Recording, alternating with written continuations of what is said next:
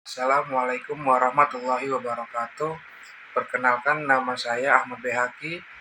NIM saya 8572277702. Saya dari Fakultas PGSD kelas A semester 3. Pada tugas kali ini kita akan membahas modul 4, menggunakan kosakata yang tepat. KB1, Semantik Bahasa Indonesia. Pengertian kata semantik berasal dari bahasa Yunani, sema, yang berarti tanda atau lambang. Semantik berdasarkan KBBI adalah ilmu tentang makna, kalimat, dan kata, pengetahuan mengenai seluk-beluk dan pergeseran arti kata. Kedua, bagian struktur bahasa yang berhubungan dengan makna, ungkapan, atau struktur makna suatu wicara. Dalam menjelaskan makna, kata tidak cukup dengan menggunakan kata lain. Bahkan batasan, definisi pun persoalannya tidak dapat selesai begitu saja. Menurut Samsuri dalam Yudi Cahyono 1995, orang tidak mungkin mengganti urutan bunyi bagi konsep-konsep yang ada tanpa persetujuan dari anggota masyarakat pengguna bahasa. Selanjutnya B. Ragam makna. Ragam makna menurut para ahli semantik berbeda-beda. Ragam makna yang akan dibahas dalam kegiatan belajar ini meliputi yang pertama, makna leksikal dan makna gramatikal. Makna leksikal adalah makna yang sesuai dengan referensinya atau sesuai dengan hasil pengamatan pencaindra kita. Makna tersebut nyatanya dalam kehidupan kita sehari-hari. Contohnya, Nena makan biskuit sama dengan leksikal. Yang kedua, bupati yang lama makan uang rakyat hingga ratusan juta rupiah, itu bukan leksikal. Dan yang ketiga, makna gramatikal. Makna yang muncul karena proses gramatikal yang meliputi afikasi atau pengimbuhan, eduplasi, dan pengulangan dan komposisi pemajumukan. Contohnya, adik berlari setelah mencubit lengan temannya. Kedua, mereka sudah menyelesaikan laporan penelitian. Yang ketiga, rumah di desa halamannya luas-luas. Yang kedua ada makna denotatif dan makna konotatif. Makna denotatif adalah kata yang memiliki nilai rasa yang positif. Contohnya, gadis cantik itu berbadan langsing. Siswa yang berkelompok itu sedang mendiskusikan presiden baru. Kalau contoh makna konotatif yaitu kata yang memiliki nilai rasa negatif. Contohnya, badannya krempeng seperti kekurangan gizi. Gerombolan mahasiswa itu menamati jalan utama. Yang ketiga ada makna konseptual dan makna asosiatif. Makna konseptual adalah makna kata yang sesuai dengan referensinya atau makna yang bebas dari asosiasi apapun. Makna konseptual sebenarnya sama dengan makna denotatif dan makna leksikal. Makna asosiatif. Makna asosiatif adalah makna sebuah kata yang hubungan dengan kata tersebut dengan keadaan di luar kebahasaan. Makna asosiatif sebenarnya sama dengan lambang-lambang yang digunakan oleh masyarakat tertentu. Contohnya, tokoh Gatot Kaca berotot kawat bertulang besi. Yang keempat, makna kata umum dan kata khusus. Makna kata umum adalah makna suatu kata yang bersifat umum. Maksudnya, makna tersebut digunakan secara umum. Apabila kata umum lepas dari konteksnya, maka kata tersebut akan kabur. Contohnya, cekatan, jelajah, stasiun, wahana. Makna kata khusus, makna kata yang bersifat khusus maksudnya hanya digunakan di kalangan ilmu tertentu. Maknanya pasti dan tetap sehingga tanpa konteks. Kata khusus tetap jelas maknanya. Contohnya, atmosfer, gempa, dan bejana. Relasi makna atau hubungan makna. Relasi makna atau hubungan makna. Hubungan makna antara sebuah kata frasa, klausa, atau kalimat dengan kata frase, klause, atau kalimat lainnya. 1. Sinonim atau antonim. Sinonim, ungkapan, dapat berupa kata frasa atau kalimat. yang maknanya kurang lebih sama dengan makna ungkapan lain. Contoh, kata mati dan tewas. Ayam piaraannya mati semua. Keluarganya tewas dalam kecelakaan. Lalu kata antonim. Menurut Velhar, ungkapan yang dianggap bermakna kebalikan dari ungkapan lain sering disebut juga dengan istilah opsi makna. Ada beberapa jenis opsi makna, diantaranya optik mutlak. Kata-kata yang memiliki pertentangan secara mutlak, contohnya hidup dengan mati. Oposisi kutub. Kata-kata yang bertentangan tidak mutlak, contohnya pandai dengan bodoh karena ada yang agak pintar atau sangat pintar. Yang kedua, KB2 kita akan membahas perkamusan. Pengertian kamus dalam KBBI berarti buku acuan yang memuat kata atau ungkapan yang biasanya disusun menurut abjad berikut. Keterangan tentang makna. Yang kedua, buku yang memuat kumpulan istilah atau nama yang disusun menurut abjad beserta penjelasannya, makna, dan pemakaiannya. B. Manfaat kamus. Dapat mempelajari bentuk, jenis, dan kekerabatan kata-kata, mencari konsep makna yang tepat, alat perekam data yang sangat ampuh. Jenis kamus berdasarkan bahasa yang digunakan. Yang pertama ada kamus eka bahasa atau bahasa yang sama. Yang kedua ada kamus dwi bahasa atau dua bahasa. Yang ketiga ada kamus multi bahasa atau lebih dari dua bahasa. Dan yang D, menggunakan kamus dapat diawali dengan mengetahui susunan kamus yang terdiri dari 3 bagian.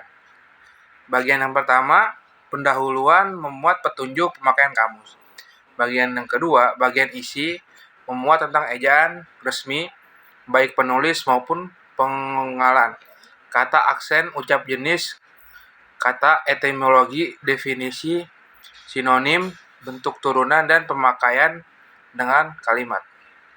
Yang ketiga, pelengkap. Memuat kata dan ungkapan, bahasa daerah aksara asing, nama negara ibu kota, dan bahasa, nama mata uang, dan suku kata timbangan. Dan yang modul kelima, kita akan membahas hakikat sastra Indonesia. Yang pertama, konsep sastra Indonesia. Pengertian sastra dan sastra anak. Menurut asal-usul bahasanya, Theo 1984 menjelaskan bahwa istilah sastra disebut literature dalam bahasa Inggris, literatur dalam bahasa Jerman, literature dalam bahasa Prancis, yang mana ketiganya sama-sama berasal dari bahasa Latin literatura.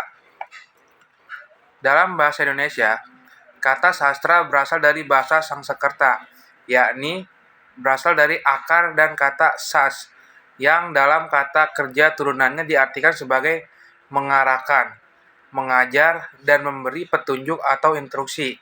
Akhiran tra menunjukkan alat berdasarkan asal kata dalam bahasa Sanskerta, diartikan sebagai alat untuk mengajar, buku petunjuk, dan buku instruksi atau pengajaran. Sastra anak. Sastra anak adalah karya seni yang imajinatif dengan unsur-unsur estetisnya dominan yang memediumkan bahasa, baik lisan maupun tulisan, yang secara khusus dapat dipahami oleh anak-anak dan berisi tentang dunia yang akrab dengan anak-anak.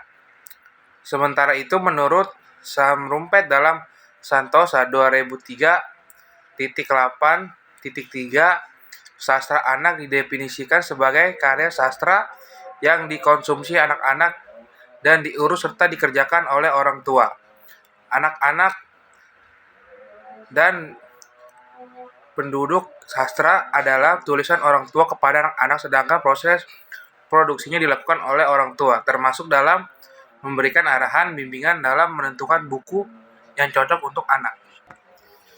B. Ciri sastra anak. Menurut Serumpet, ada 3 ciri sastra anak yang membedakan dari sastra dewasa. Yang pertama, unsur pantangan.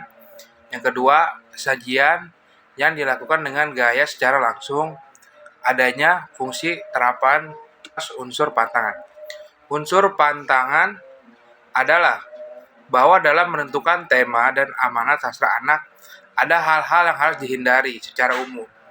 Sastra anak harus menghindari tema atau amanat yang antara lain menyangkut permasalahan seks, cinta, dan erotis, dendam yang menimbulkan kebencian, kekejaman, dan menimbulkan prasangka buruk, kematian. Walaupun tema-tema tersebut muncul misalnya kejahatan ibu tiri, perlakuan yang tidak adil, dan kesewenang-wenangan seperti dalam cerita Bawang Merah dan Bawang Putih, Cinderella, Legenda Rawapening, dan Putri Salju. Cerita ini akan diakhiri dengan kemenangan oleh tokoh protagonisnya. Adanya fungsi terapan. Maksud dari fungsi terapan sebagai salah satu ciri sastra anak, sajian cerita ditampilkan harus bersifat informatif dan mengandung unsur-unsur yang bermanfaat, baik sebagai pengetahuan umum maupun keterampilan khusus. C. Genre dan fungsi sastra. Genre sastra adalah istilah yang sama untuk merujuk pada pengertian jenis sastra. Genre sastra anak dibagi menjadi 3 garis besar, yaitu prosa, puisi, dan drama. Istilah prosa artinya sama dengan novel, meskipun alam kemunculannya berbeda. Namun dalam prosa, yang sering ditemukan untuk bacaan anak adalah berbentuk cerpen, sedangkan novel hampir tidak ada, kecuali novel-novel terjemah, seperti Harry Potter. Sementara itu jenis drama juga amat jarang ditulis. Sedangkan jenis puisi sering kita jumpai baik dalam masalah anak-anak maupun koran edisi minggu berisi rubrik anak-anak. Dan D. Cara membaca dan menikmati karya sastra. Cara membaca dan menikmati karya sastra yang dimaksud dalam pembelajaran ini adalah kegiatan yang sebenarnya lebih dekat pada pengertian aspirasi karya sastra. Oleh karena itu, untuk lebih dekat lagi dengan dunia sastra, istilah yang akan penulis gunakan selanjutnya adalah apresiasi karya sastra anak. Apresiasi ini merujuk pada pengertian membaca, sekaligus menikmati karya sastra dan anak yang berbentuk cerpen maupun puisi. Pembangunan karya sastra. A. Materi. Unsur-unsur pembangunan karya sastra merupakan salah satu materi yang berguna bagi teman-teman karena dalamnya membicarakan tentang struktur karya sastra sebagai sebuah karya fiksi, yang tentu saja terdiri atas beberapa hal yang harus saling berkaitan struktur pembangunannya. Karya fiksi tersebut terdiri atas yang pertama struktur luar atau yang dikenal dengan extrinsic. Yang kedua, struktur dalam atau yang lebih populer disebut sebagai spiritual intrinsic. Penjelasan dua struktur. Struktur luar. Struktur luar adalah segala macam unsur yang berbeda di luar karya sastra. Misalnya, faktor soal politik, ekonomi, dan keberagaman serta tata nilai yang dianut suatu masyarakat. Kedua, struktur dalam. Sedangkan dimaksud dengan struktur dalam adalah unsur-unsur yang membentuk karya sastra itu sendiri, baik pada prosa, puisi, maupun drama. Kedua struktur tersebut, baik struktur luar maupun struktur dalam, seperti penulis yang secara fungsional saling berkaitan. Satu hal yang mesti teman-teman pahami adalah bahwa struktur yang ada dalam karya sastra haruslah dipandang dari suatu sudut pandang tertentu. Struktur estetik misalnya dianggap sebagai bagian dari struktur yang membangun sebuah karya fiksi bila struktur tersebut kita anggap mampu memberikan pengarahan terhadap keluruhan struktur fiksi tersebut. Unsur intriksi prosa. Seperti sudah teman-teman ketahui bahwa sebuah karya sastra berbentuk prosa dapat berupa novel, roman, novelet, cerpen, dan beberapa istilah lain yang berisi sebuah cerita tentang kehidupan. Khusus untuk anak-anak yang dikelompokkan ke dalam cerita anak-anak, sebuah karya prosa dibangun oleh unsur-unsur yang paling saling mendukung, yaitu tokoh, tema, alur, latar, gaya, dan pusat pengisahan. Unsur estetik puisi. 1. Unsur-unsur estetik puisi. Prasajakan adalah ulangan bunyi baik berupa alistrasi maupun asonan.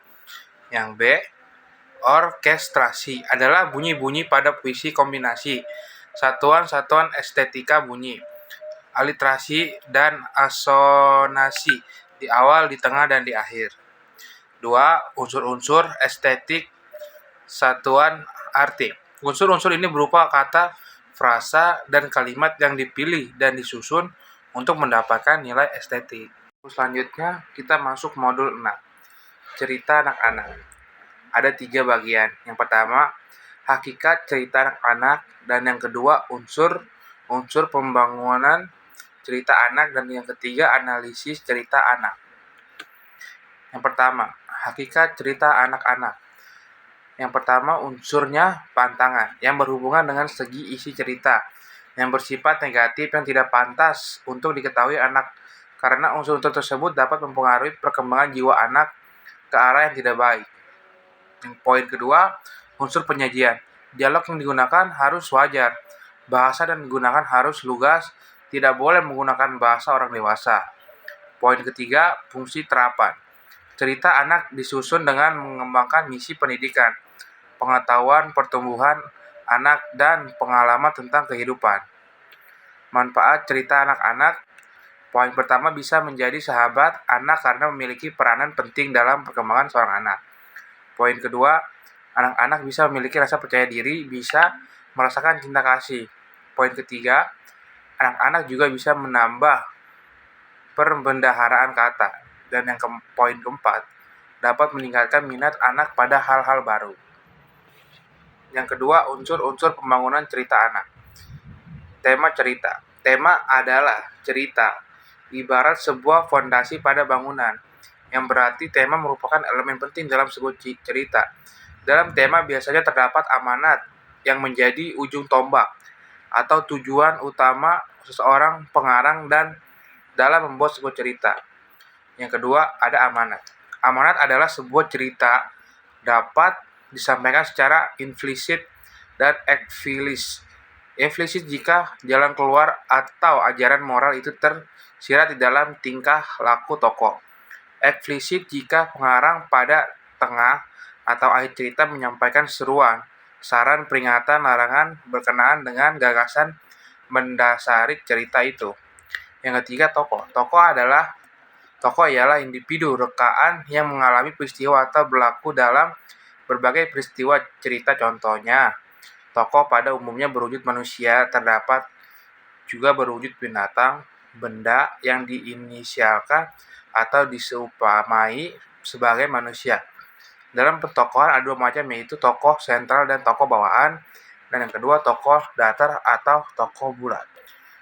Selanjutnya, analisis cerita anak-anak.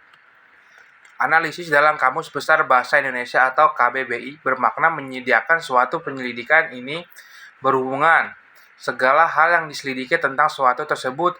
Jadi analisis cerita anak-anak merupakan suatu kegiatan menyelidiki atau mempelajari secara cermat tentang segala yang ada dalam cerita anak-anak.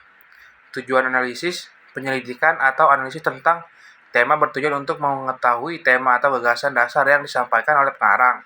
Amanat atau isi kandungan sebuah cerita anak-anak dapat berisi pesan moral, nasihat, atau pendidikan, pengetahuan, dan pengalaman tentang kehidupan yang dibungkus oleh unsur-unsur cerita. Unsur-unsur dapat dianalisis. Yang poin pertama, tokoh-tokoh di sini seperti misalnya peranan antagonis, protagonis, atau sekedar peran pembantu. Poin kedua, latar tempat atau setting. Analisis di sini dapat berupa tempat kejadian peristiwa dalam cerita. Ketiga, alur, yang merupakan keseluruhan dalam cerita tersebut. Dan yang poin keempat, unsur gaya, karakter para tokoh atau juga dapat menggunakan suasana cerita dengan tepat. Dan yang kelima, sudut pandang. Ada 2 jenis dari sudut pandang, yaitu dia pengarang ingin membaca untuk menghayati pengalaman hidup tokoh cerita, atau akuan, pengarang ingin membaca seolah-olah mereka dalam tokoh utama. Sekian dari saya, kurang lebihnya mohon dimaaf. Akhirul kalam, wassalamualaikum warahmatullahi wabarakatuh.